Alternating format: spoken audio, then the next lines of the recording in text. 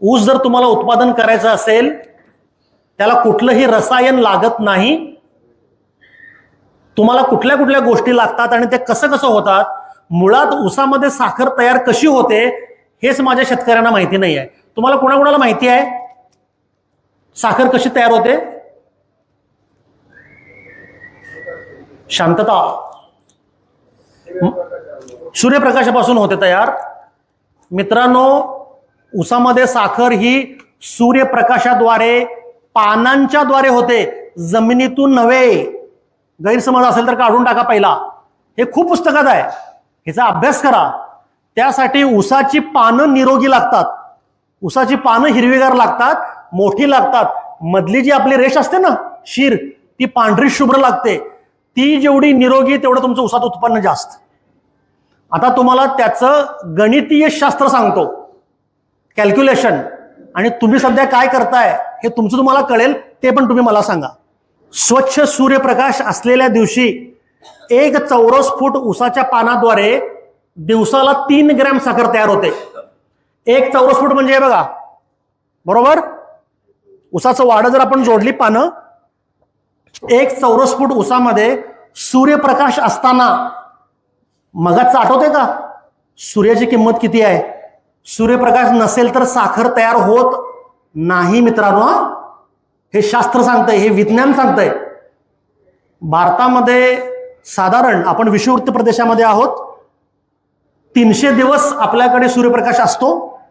वरचे 65 दिवस आपल्याकडे पावसाळा आणि काय म्हणायचं ढगाळ वातावरण असतं. ॲव्हरेजली 300 दिवस सूर्यप्रकाश आणि 65 दिवस पावसाळे, म्हणजे 3 ग्रॅम प्रमाणे 300 दिवसाला 900 ग्रॅम साखर तयार होते. ते बघा, 900 ग्रॅम साखर तयार होते वर्षाला. आता ऊस वाढत असताना त्याला स्वतःला खाद्य पाहिजे ना, वाढताना अन्न पाहिजे की त्याला. ते ग्लुकोज स्वरूपात लागतं वाढताना. माणसाला पण ग्लुकोज लागतं बरं काय. इन्शुलिन घेतोय बघा आपण कमी पडल्यावर, ते ग्लुकोज स्वरूपात जे लागतं, स्वतः तयार केलेल्या साखरेपैकी 300 ग्रॅम साखर ऊस स्वतःसाठी वापरतो. म्हणजे 600 ग्रॅम साखर ही ऊसाच्या एका कांडीमध्ये एका वर्षामध्ये तयार होते. साखर कारखान्याची लोक येतात ना ब्रिक्स चेक करायला, बरोबर ना.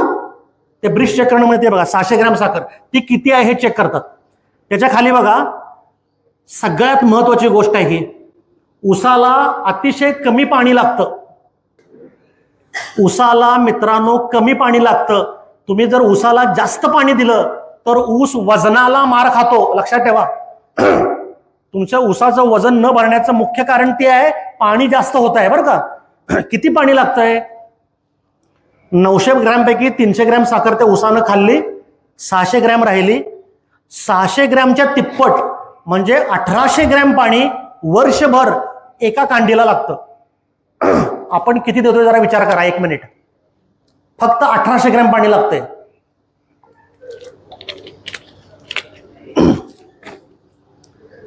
$1800 ग्रॅम पाणी आणि उरलेली 600 ग्रॅम साखर म्हणजे 2400 ग्रॅम हा एक ऊस झाला पाहिजे 12 महिन्याला.